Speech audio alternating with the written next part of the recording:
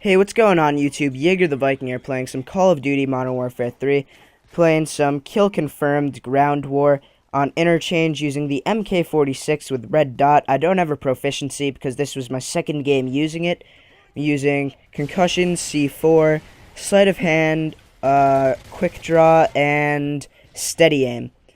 And I'm going to be running around the map here, which is something you usually wouldn't see with a light machine gun.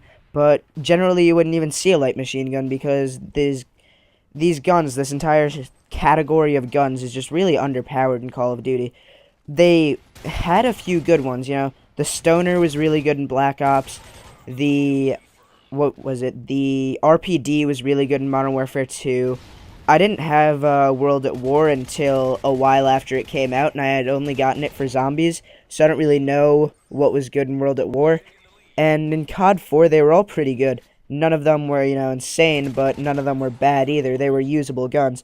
But I feel like now, between the lack of mobility and just all the recoil they have, they really just don't make for a good gun. You would think for, a light machine gun, when they don't have mobility, you would assume that they would at least have, good range, good accuracy from a range, but most of them don't. I think the MK46 is okay in that area. But if you look at, the M240 or the M60, the last one, I forget which one it is, the recoil is just awful, the iron sights are just awful, just overall it's a bad gun, and you really can't use it for long-distance gunfights, and then you can't really get into close-range gunfights because you end up getting screwed over just because you're so slow, you can't get from cover to cover and rush around the map, so it's really just not a good category of guns. None of them are really spectacular. This isn't the greatest gameplay ever either. I do better when I use, when I use submachine guns, when I use assault rifles. But in this game, I, felt like using a light machine gun. I wanted to mix it up, and I thought this was good for a light machine gun gameplay.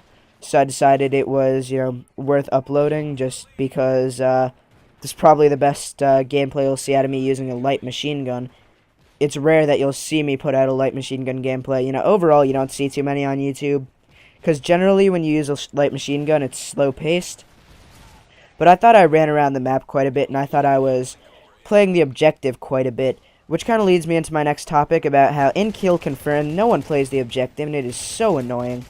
I'm an objective player. I mean, I don't mind, losing. I'm not the biggest tryhard ever trying to win games, but I do like to win if I can, and people just not playing the objective at all really frustrates me. Just overall, it's annoying when you see someone walk right past a dog tag, which is something you really see a lot of in Kill Confirmed. It's bad in every game type. There are those people who play the game types just to kill whore. Like Domination is a game type like that. And you'll see people, though, playing, I thought it was a ground war thing at first, but it turns out it's actually a full-on kill confirmed thing. And I think the reason, and not just kill confirmed, but every game type, I find in Domination, people actually play the objective when you go into the Domination game type. They don't so much in ground war, but I think in kill confirmed, just all around, no one really plays the objective too hard. It's kind of annoying because, I want to get the win if I can. And when you see someone walk right past a dog tag, you're just wondering, why didn't they take those 2 steps to pick it up? Now, I'm not a super objective player. I don't go out of my way to pick up dog tags. Right there, I figured my teammate would get it, so that's kind of why I turned around and didn't get that one. But just overall, it's not like I run out there for every single dog tag. But if I can get a dog tag, then I will take those couple steps and go get it. Look at this. Look. 5 guys, 1 Predator missile. I thought I saw a double, so I was like, double, that's satisfactory for a Predator missile. Then a 3rd guy spawned, and I was really happy. I was like, oh, I'm going to get a triple. And then I saw I got a multi-kill, and I got the Grim Reaper challenge, so 5 guys, 1 Predator missile. That was pretty cool. And then, of course, they EMP my Reaper right out of the air. So the kill streaks I'm running right here, I'll just talk about real quick. I'm using the Predator Missile, Reaper, and AC-130, and the reason I'm using those is because in ground war, there's such a bigger chance of getting shot down when it's 5 guys, or 9 guys, excuse me, chance of one of them having a stinger missile is a lot higher than the chance of, someone using a stinger in team deathmatch. It's, what would it be, 33% higher chance, because there are, 3 more people. So, just overall, it's a bigger chance of getting shot down when you call in a helicopter, which for anyone who's seen my previous gameplays, you'll notice that I like to run the 3 helicopters with attack helicopter, AH-6 Overwatch, and Pavlo, but I don't really like to do that in Ground War. And I also find that when it's 9 people, people are more clumped up and it's easier to get a lot more kills with a Reaper or an AC-130. So that's kind of why I was doing that. But back to how no one plays the objective. I don't go out of my way for them. I won't, run from one side of the map to the other to get one, and I would hope no one does. There are those people who only play the objective and just blindly don't really look at enemies. They just blindly play the objective. They have like tunnel vision on dog tags and just don't cover themselves, and that's the kind of guys who really mess up the game, because they're, oh yeah, I'm gonna play the objective, but in reality they're messing up their team, especially in a game type like Kill Confirmed, where the game's revolving around kills, because as soon as they die, your team's at a point where the other team can go pick up that dog tag, plus pick up any other dog tags that the guy may have been trying to deny, or just in any game type overall, even in, Demolition, which isn't a kill-related game type.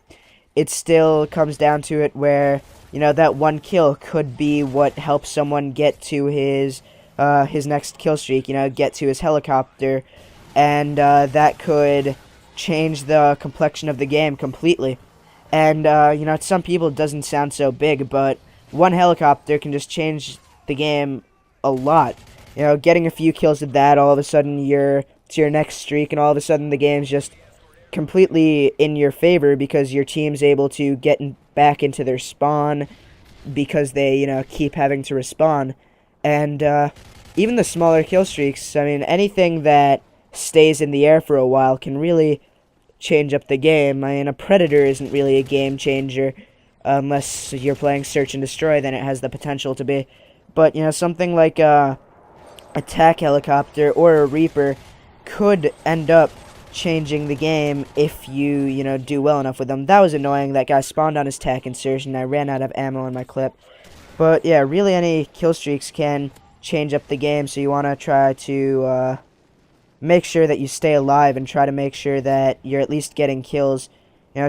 When I play the objective hard, I try to at least maintain a positive KD by quite a bit, because if you end up, running in there and just trying to plant the bomb or trying to grab those dog tags and don't look at the enemies, guess what? The enemies are shooting you from behind, and you just, impacted the game negatively, as opposed to what you could have done, just take in the extra 10 seconds. Because when I'm running around the map, you'll see I look around most corners where I assume there could be an enemy.